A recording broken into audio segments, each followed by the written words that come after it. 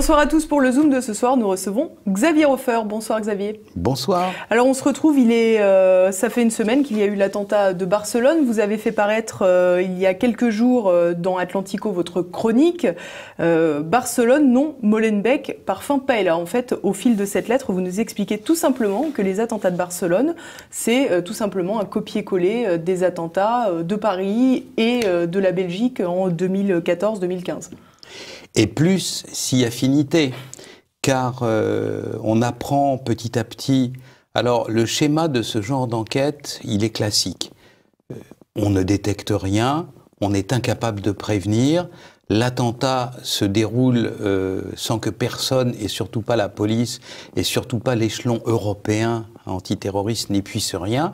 Et puis, comme il y avait tout en stock, parce que les policiers sur le terrain travaillent plutôt bien, dès les jours suivants, on apprend des masses de choses. Et là, on apprend que l'espèce d'imam salafiste, radicalisé, fanatique, ancien voyou comme d'habitude, trafiquant de drogue, etc., de la petite ville de Ripoll, là, à côté de Barcelone, avait passé tout le premier trimestre hors de la Catalogne et dans la banlieue de Bruxelles, à Vilvoorde, pas exactement Molenbeek, mais pas loin, et un quartier aussi, quasi similaire. Voilà. Et donc, ça serait amusant de savoir que ça soit pas uniquement une coïncidence, mais peut-être... Oui, il était peut-être allé faire du tourisme. Ou un stage. Ou un stage. Un stage assez peu couronné de succès, parce que le noyau terroriste, Abdeslam & Co., à Molenbeek et alentour, maîtrisait la fabrication du TATP, là, peroxyde d'azote, et moins l'imam en question, puisqu'il s'est fait sauter avec. Donc quand la villa saute, c'est parce qu'il avait essayé de fabriquer cet explosif-là, qui a une puissance de détonation et d'explosion énorme, mais qui est fort instable. Et donc, il n'a pas su sans doute stabiliser le mélange et ça lui a pété à la tête. Et comme ces jeunes gens de la villa d'Alcanar avaient réussi, sans se faire repérer par personne, écoutez-moi bien, à acheter 120 bonbonnes de gaz, du peroxyde d'azote qui explose au milieu de bonbonnes de gaz, c'est pas optimal pour la survie, quoi. Donc, voilà comment ça s'est passé. Vous avez des gens qui, sans être repérés du tout, dans un contexte qui est rigoureusement similaire, vous avez dit copier-coller, c'est exactement ça, entre Molenbeek d'un côté et la banlieue de Barcelone de l'autre, pu préparer des attentats, plus passer à l'acte, et une fois de plus et une fois encore, ces histoires de voitures qui zigzaguent et qui tapent dans la foule, ça fait 5 fois en Europe, en Grande-Bretagne, à Berlin, à Nice, naturellement, etc., 5 fois partout en Europe, et personne n'y peut rien. Et personne n'est capable de détecter les stades préparatifs, et personne n'est capable d'interrompre ces attentats à temps. Alors on a l'impression qu'en plus, avec Barcelone, un certain nombre d'éléments empêchent un peu les autorités de se cacher derrière leurs petits doigts quelque part. Là, on nous a expliqué à maintes reprises que ça n'avait rien à voir avec l'islamisme radical. On refusait de nombreuses fois de nommer l'ennemi. Pas de chance. Il y a un imam directement impliqué dans ces affaires. On nous explique que ça n'a rien à voir avec le fait que l'espace Schengen soit une passoire. Pas de chance, l'un des terroristes était passé par Paris peu de temps avant les attentats. On a flashé sa voiture sur une autoroute de région parisienne. Finalement, on se rend compte qu'on a l'impression que les attentats peuvent se reproduire indéfiniment, éternellement, sans que jamais les autorités ne réagissent véritablement. Vous racontez que l'un des terroristes a pu acheter ces explosifs sans aucun problème. Vous racontez même dans cette lettre, et j'insiste dessus parce que c'est assez incroyable, qu'un voisin qui avait perçu l'occupation de ces djihadistes en progrès à côté de chez lui, avait même alerté sa fille en disant qu'il fallait relever les plaques d'immatriculation parce qu'ils avaient des looks de terroristes quelque part. Le père de la jeune femme, lui-même ancien policier espagnol ou catalan, dit à sa fille, qu'il a répété après ça à la télévision espagnole devant des millions de gens, ce sont des terroristes, Il n'a pas dit, et si c'était, il a dit, attends, vu leur comportement, alors après ça, je vais vous dire leur comportement. Enfin, on ne peut pas rire d'une situation où il y a eu 15 morts, mais quand même, c'est assez accablant. Et il lui a dit, ce sont des terroristes, relève les plaques d'immatriculation. Donc ça veut dire que le kidam, certes policier, mais qui n'a pas d'appareil derrière lui, est plus finalement perspicace que toute une autorité judiciaire d'un pays, quoi. Enfin, c'était pas la peine d'être énormément perspicace, parce que voilà la scène. Vous avez donc cette villa. C'est celle qui saute au bout du compte parce qu'on a fait une mauvaise manipulation du TATP, à Alcanar. Voilà. Vous avez cette maison.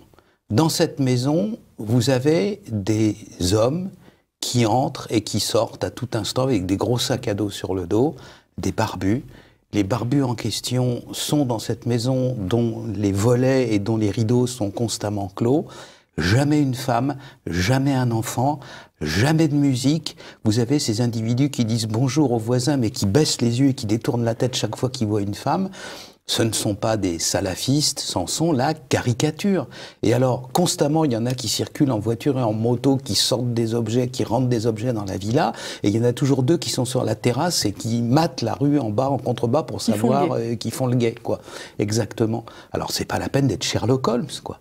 Et alors ce policier justement qui avait dit de relever les plaques d'immatriculation, est-ce qu'il avait alerté la police? Mais il a dit à sa fille de le faire et puis entre-temps c'est arrivé, quoi. Donc des fois le fait d'alerter, de prévenir, c'est pas au premier plan de vos préoccupations. Vous dites tiens, bah, tous les mardis à la sortie de l'école, je vois le papa du petit machin, donc qui lui-même est policier, bah, je lui en parlerai quand je verrai. Vous voyez, vous n'allez pas tout laisser tomber et vous précipiter pour des gens qui sont dans la villa à côté depuis des mois et qui manifestement, mais là, la villa a explosé, était censée y rester encore un certain temps. Vous voyez, vous n'êtes pas dans l'urgence démentielle, vous n'avez pas eu une apparition de la Sainte Vierge vous disant, on va y avoir un attentat, etc. Donc, vous mettez ça dans un coin de votre tête en disant, bah tiens, je connais monsieur machin, il est policier, quand je le vois, je lui en parle. Et puis, boum, ça se produit. Alors on l'a vu, Paris, Molenbeek, Barcelone, toutes ces villes... Londres, évidemment, oui, Berlin, vous l'avez dit également. Toutes ces villes européennes, on a l'impression qu'il n'y a finalement aucune coordination du renseignement au niveau communautaire. Mais c'est en tout cas insuffisant. Et là, on le constate. Vous savez, j'ai l'air de sortir du sujet, mais je n'en sors pas. Il y a des maisons qui sont sérieuses et en termes de sécurité, et parmi lesquelles il y a la famille mafieuse de Chicago, la famille de la mafia de Chicago. La famille de la mafia de Chicago, elle existait avant l'Union soviétique et elle existe bien après. L'Union soviétique a duré 72 ans, la famille mafieuse de Chicago, elle a plus d'un siècle d'existence. Ce sont des gens, ils sont sérieux, ils ont des principes criminels. Et un des principes, c'est, la première fois, c'est un concours de principes qui régit leur rapport avec d'autres bandes criminelles et des rivaux ou des gens qui les menacent, etc. Le principe, c'est, la première fois, c'est un concours de circonstances, la deuxième fois, c'est une provocation, la troisième fois, c'est la guerre. Là, ça fait 5 fois, et c'est pas encore la guerre. Quand on fait la guerre, on se contente pas d'avoir des réunions de loin en loin. Alors, vous avez un brave homme qui est le monsieur antiterrorisme de l'Union européenne, qui sort de sa léthargie une fois par semestre pour dire pas d'amalgame, pourquoi tant de haine, le vivre ensemble, etc., qui fait une leçon de morale, et puis... Et là, on l'a pas vu, il me semble. Ah bah non. Il est toujours à la plage, peut-être. Oui, c'est ça. Je ne sais pas où il est, mais depuis l'attentat, quoi, il y a eu 0 intervention de ce monsieur, etc. Alors, en plus de ça, je ne mets pas en cause la qualité professionnelle des gens dont je vais vous parler maintenant, qui sont de très grands professionnels. Mais quand même, vous avez entendu parler du Brexit. Hein, la Grande-Bretagne est en passe, va quitter, on ne voit pas maintenant comment ça pourrait ne pas se produire, l'Union européenne. Le commissaire européen chargé des problèmes de sécurité intérieure et le patron d'Europol sont tous les deux britanniques. Quelle autorité ont-ils? Vous êtes en train de divorcer, ça se passe très mal, etc. Quelle autorité avez-vous sur votre belle famille? Je veux dire, rien n'est plus compliqué à gérer qu'une boîte dans laquelle il y a 28 nationalités différentes, l'Union européenne. Europol, à la tête d'Europol, il y a un monsieur de très grande qualité que je connais, qui est un ami, qui s'appelle Rob Wainwright, qui est le patron d'Europol, ancien officier de haut rang du renseignement intérieur britannique, homme de grande qualité. Il a 27 autour de la table, et alors, comme d'habitude, les Belges veulent un truc, les Hollandais veulent un deuxième, les Français un troisième. Comment il peut taper sur la table dans un bon savant, faire comme ça? Comment peut-il arbitrer? Le pays qu'il représente est en passe de quitter l'Union européenne.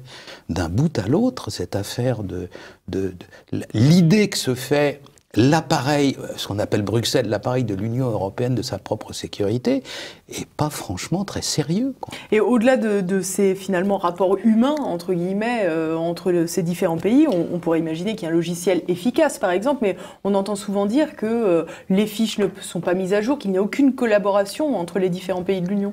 Alors, bon, il y a un fichier Schengen, mais c'est un fichier Schengen de protection des frontières. Ça ne vous dit rien du fait qu'un individu va ou ne va pas passer à l'acte. Je crois qu'il faut revenir à un moment donné aux fondamentaux.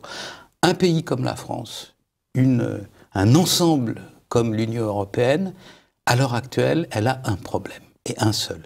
En France, sur le continent européen, à l'échelle au-dessus, vous avez un certain nombre d'individus qui se sont radicalisés. C'est-à-dire qui pensent que Al-Qaïda ou l'État islamique, c'est vachement bien, et que si ça se passait comme le veut ou Al-Qaïda et l'État islamique, ben, le monde entier, et notamment les musulmans, serait bien mieux que maintenant. Ils ont cette idée-là dans la tête. En soi, dans des États de droit comme la France et les pays de l'Union européenne, avoir des idées dans la tête, ça n'est pas condamnable, on peut penser ce qu'on veut.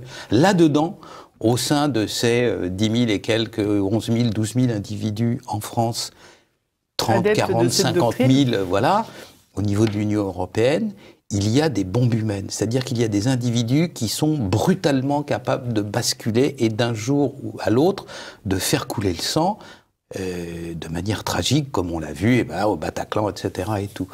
Tout le travail, en théorie, c'est simple. L'exposé du problème est simple. Résoudre le problème en question est fort complexe, mais au moins l'énoncé du problème est simple. Il faut et il suffit d'isoler, de trouver les bombes humaines au milieu de l'ensemble des radicalisés. Voilà, et alors comment on fait? On fait comme Gérard Collomb l'a proposé, on fait un partenariat avec les asiles de fous, les psychiatriques, etc. C'est une partie de la solution, mais bien entendu, il fallait le faire et pas le dire, plutôt que de le dire et après ça se trouver dans l'incapacité de le faire. Il est évident que tout psychiatre provoqué publiquement en disant « on va venir nous voir et vous avez intérêt à sortir les fiches », va hurler et parler à juste titre du secret médical. Comment voulez-vous que les gens vous racontent qu'ils ont une maladie pas racontable si le lendemain vous êtes sur le marché en disant « ah, madame machin, si vous saviez ce qu'elle a ». On peut pas faire ça, bien entendu. Le dialogue, le sérieux du dialogue entre un patient, encore pire dans le cas de la psychiatrie, où on sort tout ce qu'on a dans l'arrière-fond de son esprit, de son âme. À partir du moment où vous avez le soupçon, même infime, que le type va balancer aux flics, vous ne dites rien. Donc ça, cette manière de présenter les choses de M. Collomb, elle est catastrophique. Parce que, bien entendu, il fallait obtenir en douce que dans un certain cas, en jurant tous les saints du paradis, que ça ne serait pas révélé, etc. S'il y en a un qui parlait un peu trop souvent du paradis d'Allah, passer un petit coup de fil. Et là, on les enjoint publiquement de compromettre... De collaborer, tout simplement. Voilà, de compromettre... Contre le secret médical. Voilà, il est évident que d'autant plus un individu est atteint psychologiquement, et d'autant plus il va se méfier. Il n'a jamais entendu parler, M. Collomb, de ce que c'est qu'un paranoïaque grave. Il se méfie déjà de tout. Si le type pense que son psy va parler aux flics, c'est terminé, quoi. Donc c'est pas une bonne idée de l'avoir dit. C'était naturellement... alors, séparer les radicalisés. Les radicalisés, c'est peut-être simplement... le terme est un peu bizarre quand on parle de ces gens-là, mais c'est peut-être platonique, quoi. Peut-être qu'ils disent, ouais, ça serait mieux s'il y avait Al-Qaïda à la tête du califat, et puis voilà, ils retournent se coucher, puis c'est terminé, le lendemain, ils passent à autre chose. Mais il y a des gens qui sont capables de passer à l'acte là-dedans. Et les individus en question, eh bien, il faut les détecter. Parmi les signes, on parle de ceux qui ont fait couler le sang, les Mohamed Merah, les Kouachi, les Koulibaly, etc. Vous avez affaire à des individus qui, d'ordinaire et le plus souvent, ont un passé de délinquants, voire de criminels. Mohamed Merah, 20 inscriptions au casier judiciaire, 11 pour braquage, quoi. 11 braquages, c'est pas rien, quoi. C'est pas un voleur de 40 bars au supermarché, quoi. C'est un criminel, quoi. Et puis, deuxième disposition à peu près constante, vous avez affaire à des individus qui sont mal dans leur peau, qui sont mal à l'aise. c'est pas des cas pathologiques graves, c'est pas des gens qui vont passer 10 ans sous camisole chimique, mais c'est des gens qui sont pas bien dans leur peau. Dans les hôpitaux psychiatriques, pardon, c'est grossier, mais c'est leur manière de présenter les choses. Ces cas limites où on ne sait pas bien si le type est chabraque ou pas, etc. Une fois que le patient n'est pas là, les psys les appellent des bâtons merdeux, quoi. On ne sait pas par quel bout les prendre. Et ils sont suffisamment perturbés pour de temps en temps être capables d'accomplir des gestes dangereux, mais en même temps, on ne peut pas ordonner leur internement sous prétexte, comme le veut la définition de la mise en asile, de dangereux pour lui-même, dangereux pour les autres, c'est-à-dire en grand risque de suicider ou de tuer d'autres. C'est des cas limites. Mohamed Merah, un matin, il est à la mosquée en train de se dire « Allah, pourquoi m'as-tu abandonné ?» Le lendemain soir, il est en boîte de nuit, alors il boit de la bière, il tire sur des joints, le lendemain, il s'en va, il retourne à la mosquée. Vous voyez, c'est des cas limites, quoi. C'est des gens qui sont mal dans leur peau. Et c'est ces gens-là qu'il faut arriver à détecter.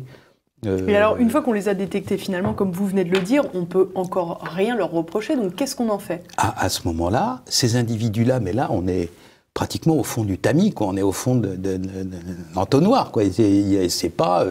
Il y a X millions de gens qui sont musulmans. Là-dedans, il y en a des qui pensent que ça irait mieux s'il y avait un califat. Là-dedans, il y a des gens qui disent il faut qu'on ait un califat et il ne faut pas hésiter à l'imposer par la violence. Puis à la fin, au fond, il y a ceux qui sont prêts à passer à l'acte. Ouais, qui veulent dire bon, on va prendre des choses en main. Voilà.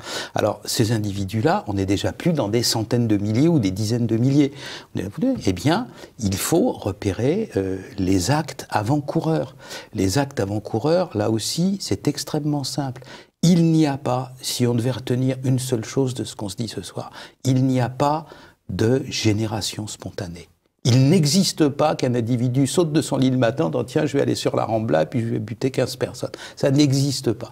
Il y a un parcours plus ou moins long, plus ou moins souterrain, mais dans lequel des gestes doivent être accomplis. On va prendre Charlie Hebdo. Avant de réaliser Charlie Hebdo, il faut faire des repérages du bâtiment de Charlie Hebdo. Les frères Kouachi sont repérés par une concierge une semaine avant, en train de repérer. Elle leur dit « Vous ne pouvez pas vous garer ici ». Alors ils l'envoient promener, et puis ils s'en vont, mais ils sont repérés à ça. Et puis il faut s'acheter une Kalachnikov. Erreur dramatique du renseignement intérieur français, avoir tout misé sur l'Internet et l'électronique.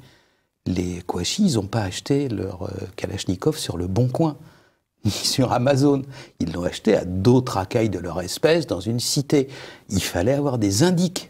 Alors, vous voyez des individus qui se confectionnent des cagoules, qui volent une voiture, qui sont procurés une Kalachnikov, qui vont faire des repérages de Charlie Hebdo. Là encore, c'est pas la peine d'être Sherlock Holmes, alors que Charlie Hebdo est une cible mondialement connue.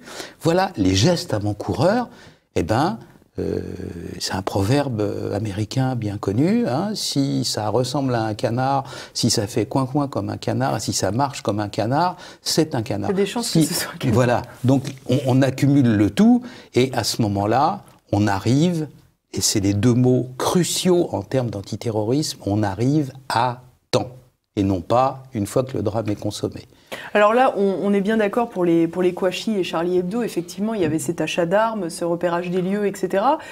Quand il s'agit de ces phénomènes que l'on voit pulluler en Europe récemment, à savoir les voitures béliers, comment faire? Il n'y a pas d'achat d'armes. Parfois, on peut voir que pour le terroriste de Nice, Mohamed Laouej, les antécédents étaient minimes. Il avait un comportement qui pouvait prêter à penser qu'il était plus olé olé que terroriste. Bon, il n'y avait pas d'achat d'armes, encore une fois, il a juste loué un camion. Comment on peut prévoir Dans l'affaire de Barcelone, vous voulez rire, 120 bouteilles de gaz ils ont acheté. Les éléments chimiques permettant de faire du TATP. Le TATP, c'est l'explosif qui a servi à l'aéroport de Zaventem au printemps 2016, et c'est ce qui a servi au Stade de France dans l'opération Bataclan et consorts. Je veux dire, ça devrait faire toutes les sirènes de tous les endroits où il y a des sirènes de Catalogne, il aurait dû hurler des individus comme ça qui s'approchaient de ce genre de choses. Même chose pour le Laouej en question, il avait essayé d'acheter des armes. Non, c'était, vous savez, la génération spontanée n'existe pas. Et donc, à chaque fois, il y a des signes avant-coureurs dans lesquels le type, il peut avoir une personnalité complètement éclatée. Je vous ai dit, ils sont des fois bizarres dans leur tête. Donc, d'un côté, il va danser le tango avec des vieilles dames, et puis de l'autre côté, il prépare des choses. Alors, il ne faut pas se laisser égarer par le fait que, je veux dire, c'est pas des caricatures, ce sont des gens qui, et c'est la preuve que l'état de capacité de recrutement de l'État islamique est quand même pas excellent, parce qu'on ne peut pas utiliser ces gens-là sur un champ de bataille. Ils sont follement dangereux. Ils seraient. Ils les recrutent pas pour ça en même temps. Non. Mais donc on peut pas parler de gens qui seraient appelés à aller rejoindre le califat et à se battre, etc. C'est de la chair à canon. On dit, ben voilà, comme celui-là. Qui avait été à Bruxelles, on lui avait dit il faut aller tuer des juifs, alors il a cherché dans le bottin, il a vu musée juif, il dit bah excellent, dans un musée juif, qu'est-ce qu'il y a des juifs? En avant, il a tiré dans le tas, c'est des simplets quoi. Voilà. Alors il y a encore un élément qui étonne un petit peu au regard de tout ce que vous nous avez raconté, parce que si on a bien compris, finalement il n'y a pas grand-chose qui marche au niveau européen dans le renseignement, du moins pour que ça se traduise en opérations concrètes. Si vous permettez, les autorités étaient averties. Les autorités espagnoles et catalanes étaient averties. Il y a un excellent institut stratégique, l'institut royal, c'est-à-dire qu'il est sous le patronage du roi d'Espagne, c'est pas n'importe quoi, qui s'appelle Elcano Royal Institute, dans lequel il y a un collègue et vieil ami qui s'appelle Fernando Reinares. Fernando Reinares s'époumonne sur tous les tons depuis des mois, voire des années, à dire qu'il y a une poche de grisou qui est en train de se mettre en place en Catalogne. Il a donné de ça sans preuve. Il y a d'ailleurs eu des arrestations, 30 ou 40 en Catalogne. Il a dit, mais il y a eu des arrestations. Ok, c'était pas les bons, quoi. C'est bien d'arrêter des gens, mais c'est encore mieux de préparer et d'arrêter ceux qui... Voilà. Donc, les gens peuvent pas dire « Ah ben, on était surpris, c'est un coup de tonnerre dans un ciel bleu ». Pas du tout. Si des gens, je crois que c'est en anglais et en espagnol, naturellement, Elcano, L-C-A-N-O, Royal Institute, vous allez sur le site, vous allez voir les textes, ils sont frappants quand même. C'était détecté, la menace était détectée. Eh ben non. Alors justement, on a l'impression que là, ils ont pris la mesure de la menace et que, a posteriori, certes, ils ont arrêté l'intégralité de la cellule. Du moins, c'est ce qu'ils veulent nous expliquer. Quelques jours seulement après les attentats, le terroriste qui restait en vie, à savoir celui qui conduisait la voiture, a été arrêté. Et la presse nous a expliqué que l'intégralité de la cellule terroriste avait été appréhendée ou interceptée. Qu'en est-il? Ça n'est jamais comme ça que ça se passe, voyons donc. Sur le moment, après Molenbeek, on nous avait dit, bah voilà les frères Abdeslam. Maintenant, une fois qu'on a bien gratté et fouillé de partout, on en est à pratiquement 40 individus. Et là, je suis prêt à parier. Alors pour l'instant, il suffit de dire un certain nombre de choses pour rassurer l'opinion, etc. Mais en même temps, il y a des enquêtes. Qu'est-ce qu'ils sont venus faire en France, ces individus? Qu'est-ce qu'est venu faire l'imam Al-Chetti, là? Qu'est-ce qu'il était venu faire en Belgique au premier trimestre 2016? On ne sait rien de tout ça, pour l'instant. Alors, les enquêtes vont être faites. Les enquêtes... Vous pouvez écraser une enquête locale quand c'est une enquête internationale à cheval sur maintenant 3 pays et plus peut-être dans l'avenir. Vous allez voir qu'au bout du monde, on va découvrir un 13e, un 14e, un 15e, et puis un tel, tiens, il est plus là, qu'est-ce qu'il est devenu, etc. Et ça va faire une espèce de constellation à la Molenbeek. Plusieurs quotidiens français ont fait des infographies où on montrait les espèces de liens entre une mouvance. Alors il y en avait 2 qui s'étaient connus là, et puis il était cousin avec le 3e, et ceci et cela. Ça ne peut être que ça, dans la zone, dans le Ripolistan, hein, si on peut dire. Alors, la réaction des populations maintenant. Ah ben si on avait pu se douter, ah mais quelle horreur, ah ben non c'était mon cousin mais il me disait rien de ce qu'il faisait, etc. C'est un garçon adorable, ça oui. On l'entend souvent aussi. Oui, bien sûr, bon petit. C'est naturellement comme ça dans des endroits où s'est installé le communautarisme, qui après tout peut être une manière de vivre, hein. Bon, il ne faut pas condamner les choses a priori, mais surtout l'omerta, la loi du silence. Où on ne pose plus de questions. Oui, mais non, c'est pas de la peur, c'est de l'évitement. On évite de parler d'un certain nombre de choses. Si le type change, regardez. Là, on nous a dit, par exemple, qu'il y en avait des qui avaient changé leur manière de s'habiller, qui disaient, ouais, finalement, le djihad, etc. Mais personne n'a averti quiconque de ça. Une fois que c'est terminé, une fois qu'il y a les 15 morts, les 100 blessés et les infirmes comme d'habitude, parce que ça fait des blessures affreuses, ce genre de choc, etc., comme on l'a vu après Nice, et ben là, il y a le petit, là, Ripoll, qui finit par dire « Ah bah oui, il s'habillait plus pareil, il se mettait plus à poil sous la douche, etc. » Mais oui, c'est quand même des signes. Et pourquoi, a posteriori, pourquoi personne n'avertit? Parce qu'il y a la chape de plomb, parce qu'il y a la loi du silence qui s'est instaurée, et voilà le résultat de cette silence. Et alors, là, sur France Info, il y a un grand article absolument merveilleux qui s'appelle « Mais il vivait si bien, mais je comprends pas, etc. » et dans lequel il y a l'aveu le plus extraordinaire. Il dit « Mais c'était tellement tranquille ici, ça faisait des années qu'on n'avait pas vu la police. » C'est peut-être le problème. Cherchez l'erreur. Il ne s'agit pas d'avoir des mecs en croque-nez et siffler à roulette qui tournent dans toutes les rues, mais quand même, la ville en question n'était pas policée. C'est-à-dire qu'il n'y avait pas le travail normal de repérage d'un certain nombre de symptômes qui peuvent être dangereux. On les laissait bien tranquilles en eux, c'était le vivre ensemble, chacun s'occupe de ses petites affaires dans son petit coin, c'est le communautarisme, et puis voilà. Alors, l'imam de la mosquée, manifestement, c'était la vraie, l'officielle, hein, c'était la 5e roue du carrosse. Il disait, ouais, ils venaient pas me voir, évidemment, ils n'allaient pas le voir, ils étaient en train de travailler avec un salafiste derrière le dos du principal intéressé. Donc c'est comme ça que ça se passe, c'est le genre de climat. Et puis, naturellement, le silence se fait et on n'entend plus parler de rien jusqu'à l'explosion finale. C'est ça, l'équivalent de la poche de Grisou, quoi. D'un seul coup, ça explose, personne n'a rien vu. Merci beaucoup Xavier Hofer pour vos lumières. À bientôt.